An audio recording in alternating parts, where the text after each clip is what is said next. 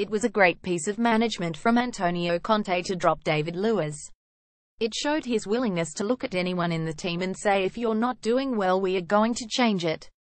Luiz's replacement against Manchester United, Andreas Christensen, has been touted as a next big thing for a while. Now it is about how this young lad reacts to playing, the situation, and to having somebody like Luiz behind him who is going to be working double hard in training, you hope, to try to get back in the team. It was the right move. Luiz in a very good team is a player who can break out into midfield, will score the odd spectacular goal, but when the going gets tough, he can at times be a liability.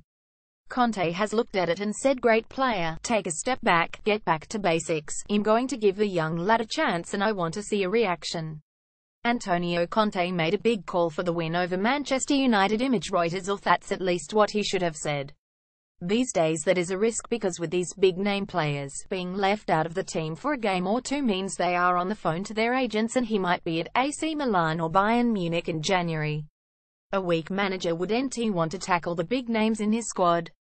He might be a bit worried about a dressing room revolt or poisonous characters in the dressing room. But this is Conte reasserting his dominance and leadership in the dressing room, and it is a fantastic thing to do. The message to the other players will be clear: pull your finger out.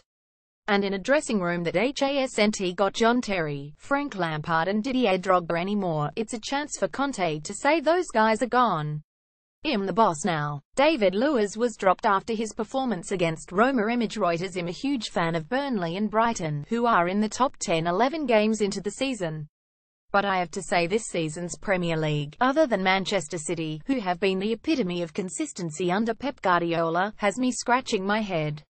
Because as the money spent on players' fees and wages goes up, the quality seems to be flatlining or even going down. And that is unacceptable for the world's richest league. When I play for Nottingham Forest, Liverpool, and Aston Villa, you could play against anybody and they could beat you well, unless you were switched on. Pep Guardiola's Man City have achieved quality and consistency, but what about the rest? Image AFP. Nowadays, you have 2 or 3 super clubs and the rest are happy to fight for scraps. Leicester wanted to buck the trend and won the league. Burnley and Brighton are trying to buck the trend too. But the likes of West Ham, Everton, Southampton, Crystal Palace and West Brom just think, let's just stay in the league. They have been poor, they haven't entertained or changed anything. Gareth Southgate named some new young faces in his latest England squad in Joe Gomez, Ruben Loftus-Cheek and Tammy Abraham. What he needs to do now is give these players firm instructions and information about the role they are going to play.